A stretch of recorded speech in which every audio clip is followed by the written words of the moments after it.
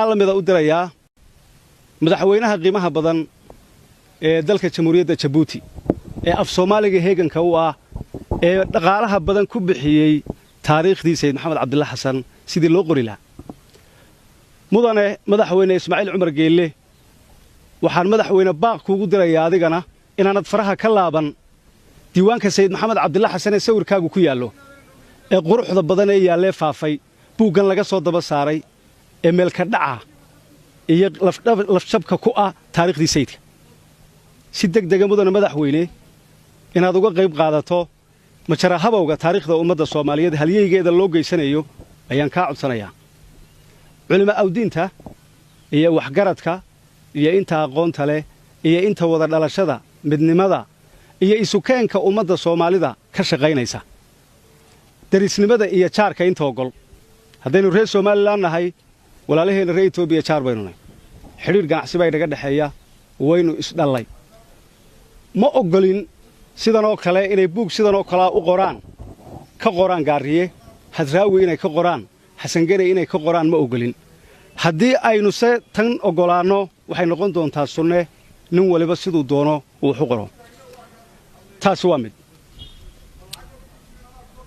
waxa aan caddaynayaa buuggani inuu yahay dhinac keliya qof kasta oo bila'aadmiya wuxuu leeyahay taariikh lagu dhaliilo iyo mid lagu ammaano dhinacii ammaanta ee sayidku lahaa meela lagama xusin gabayada meesha ku qoran waxaa la leeyahay sayidkaa tiriye muu tirin waa gabayo xubinta taranka ee haweenka Soomaaliyeed tilmaamayo qaawan waa gabayo baalmarsan anshaxa suuban ee diinteena islaamka waa gabayo aan lahayn farshaxanimadii iyo foolaadkii ereyadii Sayid Maxamed Cabdullaahi Xasan waynu garanaynaa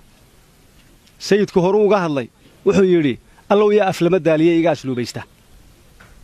diintana hore uga hadlo wuxuu yidhi diintayda anigaan ku gadan dabaqii naareede anaan labadan daarood tan hore darajan moodayni aakhira la tegi waa maalin aakhiriye maalin adduunyo tanina ku waari maayo waxaan ku leeyahay haddaad tahay wasiirka wasaaradda warfaafinta dhaqanka iyo wacyigelinta kaa aqbali mayno oo ummaddu kaa aqbali mayso inaad waxaan wasiir warfaafineed noogu ahaatood noo faafiso ood ummadda u faafiso ood ummadda godob u samayso nin baa yidhi inta kayse aan garanaya tanuu kamaandaysay een maanta kow laga ogayn kuman waxbaa dheer tan waad ka tegi maalinaad ka tagtaba xabaal baa ku sugaysaa waxba umaad dhigan qabrigaaga waxba maad u dhigan meeti baad cuntay ood ku jeesjeestay manaad joogin taariikhda manaad soo gaadhin cid soo gaadhayna ma haysid siday adiga kula tahay baad wax u qortay fikirkaagaad qortay laakiin maaha waraysi aad qaadday iyo xaqiiqooyin aad haysa midnaba qodobka kale Sayid Maxamed Cabdullaahi Xasan inuu ahaa nin islaama oo islaamnimo ku dhintay waxa inoo cadaynaysaa 3 jeer ayay gaaladii ishayeen nimankii gaalada ahaa ee dagaalku ka dhaxeeyay 3 jeer bay damceen inay meydkiisa la baxaan 3 jeer bay damceen inay lafihiisa qaataan 3 jeerba waa loo diiday waxa laga qariyay halku ku aasan yahay hadduu sidoodoo kala ahaa maxay ka daba socdeen waa su'aal dadka uga jawaabi doonto taas waa mid qodobka xiga waxa aan doonayaa bulshada inaan tuso buug kale oo uu qoray ninka dadka qaar u yaqaanin guri barwaaqo buuggan waxa la yiraahdaa magac bilaash oo ma baxo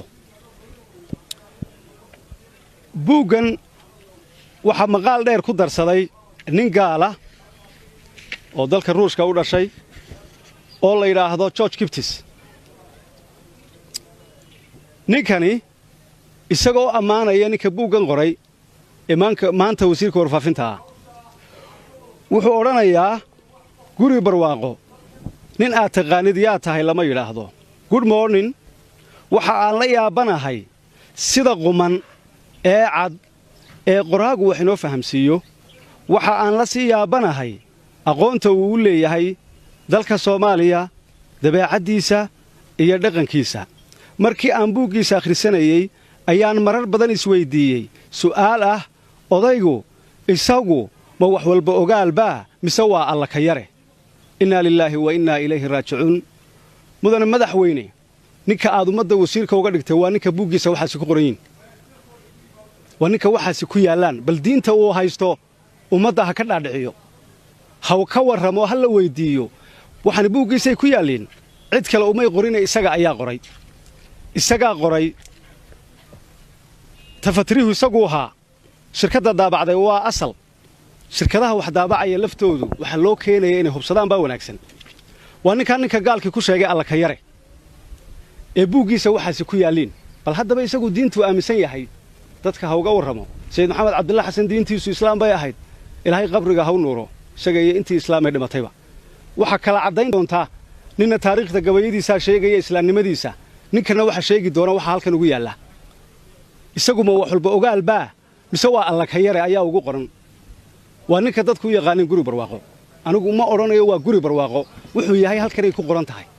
taariikhdiisu waa tan intaa kadib mudane madaxweyne waxaad u dhaaratay diinta dalka iyo dadkaba inaad difaacdo adigaa lagu weydiin doonaa ninkaad ummadda wasiirka uga dhigtay ee uu alla ka yaro ugu qoray ninka gaalkii ee faafinaya xumaanta ee faafinaya iskudirka ee qabyaaladda iyo naxligu dhaamiyey adaa lagu weydiin xidhihiisu waa adiga adaa in adeerkiya wuxuu halis ku yahay diintuu halis ku yahay ninkani wuxuu halis ku yahay amniga wuxuu halis ku yahay wada noolaanshaha wuxuu halis ku yahay dhaqanka suuban ee birmageydada ah ninka may dayn waayey mudane madaxweyne ee meetidii xabaalaha ka soo fiqay baad tidhi wasiir noqo maalintii koowaadba waan garanayay ee aad u magacawday inaannu daynaynin ragga qiimaha leh ee ku suntan warbaahinta qaranka jamhuuriyadda somalilan waxaynu ognahay wuxuu sameeyey oo tusaale ugu filan bulshada 25 wariye oo mar keliyaata si badheedha oo kibira inta loo eriyo albaabada looga xidho oo inta xilalkii looga qaado haddana cunaha loo qabto oo mushaharkii looga gooyo waa waxaan weligeedba dhicin dhurwaalama dhicin wuxuu sameeyey anigu se waan aqaanay isaga waxaa dhacday oon ummadda u sheegayaa anigoo macallinka ah jaamacadda hargeysa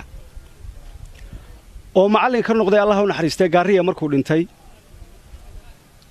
2012 baan macallin ka noqday muddadii u dhaxaysay 2012 ilaa 2015 baan dhigayay aniga oo jaamacadda macallinka ah ayuu sifo qaldan oo qaraabakiilnimo ku soo galay jaamacadda xiisadihii anigu aan dhigayay ayuu qayb ka mid ah si qaraabakiilnimo iyo qabyaalada ku jirta u qaatay oo loogu qoray oo nin xilligaa jaamacadda haystay oo isku xaafada hayeen oo qurbaa ka keenay ugu qoray kamaan xumaana waan u daayay intii soo hadhay baan dhigay muddo yar kadib ayaa wuxuu soo saaray af Soomaaliga nin digrii sita mooyee nin kala dhigi maayo anoo uga soo horreeyay baa laga dhigay gudoomiye kulliyada aan jirin ayaa sifo qaldan magaceedii warqad ugu soo qortay allah u naxariistay maxamed xaashi dhamac gaariye oo ahaa abwaan qaran ayuu si qaldan ugu dawarsaday magacii gaariye isaga oo sifo qaldan oo qabyaaladeed oo waliba jilibnimo u adeegsanaya wuxuu soo qortay kulliyada afafka ee gaariye inuu ka yahay gudoomiye kulliyada afafka oo gaariye oo jirta oo hore u jirtay imikana jirta ma jirto af Soomaali lagu barto laga baxaa laakiin af Soomaaligu waa maado ku jirta sayniska waa maado ku jirta lawga waa maado ku jirta kulliyadaha oo dhan waa maado la mid ah maadada af Carabiga maadada Ingiriisiga laakiin kulliyad ma leh sifaha qaldan ee reeraysan ee jilibaysan ee hoos ugu daadagay ayuu magacii gaariye ku soo qaatay dabadeedna wuxuu yidhi ninka af Soomaaliga dhigaya waa inuu digri haystaa bal hal la weydiiyay isagu ma af Soomaali buu haystaa digriga waa maya nin digri u haystaa af Soomaali ma jiro macallimiinta af Soomaaliga dhigtaa way baadhaan way soo ururiyaan waxa looga baahan yahay gudbin dhaqan wanaag iyo inay aqoon u leeyihiin ardayga waxay u dhigayaan laakiin jaamacad looga soo baxaa af Soomaaliga dibaddu ka yimi qurbuu ka yimid ama qurbaa looga soo qalin jabiyay af Soomaaliga isaga la weydiin taasi waa qodob mudane madaxweyne waxaan ku sheegayaa inaanad helin halyeygii u qalmaayay wasaaradda warfaafinta waxaan mar labaad ka codsanayaa arrinta inaad hoos u eegto bugaagtana inaad guddi u saarto oo inta aan sheegayba markhaatigeedan hayaa waa kuwan bugaagtii in laga wada tashado hoos loo eego bugaagtana in laga joojiyo dadka iyo dalka labadaba marka ay sidaa tahay waxaa kaloo aan ku soo gabagabaynayaa inaan ahaa agaasimihii waaxda dhaqanka ee wasaaraddii hore ee dhaqanka iyo dalxiiska waatan wareegtadii uu igu magacaabay wasiirkii hore ee wasaaraddii dhaqanka iyo dalxiiska mudane khadar xaaji yuusuf oo maanta waxay aho jooga waxaan ahaa agaasimaha waaxda dhaqanka markii aan ogaaday in guri barwaaqo loo magacaabay wasaaraddii warfaafinta waan garanayay inay tani dhacayso waxaana go'aansaday ninka meetidu ka badbaadi weyday inaanan risiq u doonan inaanan shaqa u doonan ayaan go'aansaday warqaddaydina waa taa isaga ayaan u daayay meel ha u buuxiso taasi waa mid haddaba waxaan ku soo gaabinayaa sayid maxamed cabdille xasan ma nin qabiilkiisu difaacay uunbuu ahaa oo qabiilkiisoo keliya ammaani jiray mise nin soomaaliyeed oo dhammi ammaani jirtay oo taarikhdiisa ay hayso waxaan caddaynayaa abwaanada ugu waaweyn reer somalilan inay gabaya ku cabbireen kaalintii sayid maxamed cabdille xasan uu dadka iyo dalkaba ugu jiray waagii hore qofku dee dhaliilo iyo qalqallooc wuu yeelan karaa goldoloolooyin nin weliba waa leeyihi nin ka marin ma jire dadku waa aadame laakiin qofku sama iyo xumo marka taarikhdiisa laga sheekaynayo xumaantiisa iyo samaantiisa labadaba waa la sheegaa bugaagtaa hore xumaan mooyaane samaan sayid maxamed cabdille xasan leeyahy kuma qorna haddaba ummadda waxaanu sheegayaa abwaanka caankaa ee cabdi aadan xaad qays gabay uu ka tiriyey sayid maxamed cabdille xasan waxa uu yidhi sayidkii aroor buu ku dhacay saawasaawuhuye subax buu ka geediyey taleex sadarradeediiye halgankiisu waa suubanaa seegna waa jireeye kol hadduu safkii aakhiro iyo saaka yahay meeti saluuggiisa waxaa iiga roon saamax nabadeed ninka islaamka ahi ee ilaahay garanaya waa kaa qofku markuu dhinto saamaxa wuxuu doona ha sameeyo haddii taarikhda sayidka aynu qaybtii dhaliisha yar eegno ama aynu idhaa dhaliil muxuu yeelan karaa qof kastoo islaamiba dhaliilla wuu leeyahy marka laga hadlayo qaybihii xaggii geelqaadka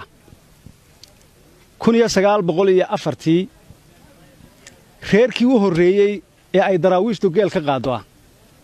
waxa uu ahaa qoyska anugu aan ka soo jeedo colaadna uma hayno cuqdadna uma hayno waa naga saamaxoo wuu dhintay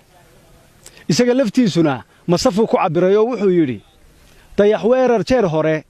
rag baa igu duquuloo ciidagala ma daaro andaqaabi maayo diiriyaanu xididnoo duubigay calaamayn buu yidhi wuxuu sheegay talada inay rag lahaayeen ku qasbayeen waxaanay ku jirtaa diiwaanka sayidkay ku jirtaa taariikh waliba waxay leedahay markhaati haddii haddaba ninkani uu ka hadhay raggii hore ee qabyaaladdu buuxisay ee geela qaadayey hadduu ka habsaamay kuwii hablaha caayayey hadduu ka habsaamay kuwii xaaraanta iyo xalaasha aanay u kala socnayn hadduu ka habsaamay kuwii qofka risiqiisa cunayey hadduu ka habsaamay dee bulshada ha loo sheego ee yaan looga dhigin wasiir ummadda ha loo sheego hadduu raggaa hore ka habsaamay ha iscaddeeyo waxba ciirayuu isku qarin waxa aan ku darsanayaa gabay kale oo uu axmed ismaaciil diriye qaasim sayidka kaga hadlay wuxuu yidhi allow yaa darwiishkii farriin dabacsan gaadhsiiya allow yaa dabaaldeg iyo farax kula dulgeeraara allow yaa dalluuntiiya qabriga dib uga soo saara dhaaxuu u daakiray xaqoo naga dahsoonaaye in dariiqadii nooshaho dihina soo gaadhay oo uu dabkuu shiday rag kale dogobya sii saaray allow yaa aflama daaliya daacad ugu sheega buudhi waa qaasim waa reer somalilan muxuu u sheegi waayey waxaanuu ninkani qoruu sheegayo kaasina waa mid waxaa kaloo isaguna hees ku cabbiray abwaanka caankaa ee maxamed ibraahim warsame hadraawi kaalintii sayidku ku jiray uu sheego wuxuu yidhi axmed guray ma uu dhiman ma goblomin darwiishkii geeyadu ma daalana darwiishku waa sayidkii weye waxaa kaloo isna ku halqabsaday oo kaalintii halganka iyo waddaniyadda ahayd ee sayidku uu soo maray iyo wanaaggiisii sheegay allah u naxariistay cabdiidaan faarax waxaan ku soo gebagabaynayaa wakhtiga oo aan ii saamaxayn aawadeed maalin kale iyo madasheeda inaan ku soo bandhigi doono ninka la yidhaahdo guri barwaaqo duntiisa hoose habdhaqankiisa qabyaaladda ku jirta iyo waxyaabo badan oo uu dadkula kacay inaan soo bandhigi doono onan qarin doonin haddii wax laga qaban waayo maantase waxaan hadalkayga badh u daynayaa go'aanka uu ka qaato madaxweynaha jamhuuriyadda Soomaaliland iyo go'aanka ay ka qaataan labada madaxweynaha dawladda deegaanka Soomaalida Itoobiya iyo madaxweynaha jamhuuriyadda Djibouti go'aanka ay ka qaataan taariikhda iyo milgaha ummadda Soomaalida in la baabi'iyo ina raalli ku tihiin iyo ina wax ka qabataan waan idin sugaynaa maalin kale iyo madasheeda iyo markhaatigeeda la isula iman doonaa intaas kaga baxaya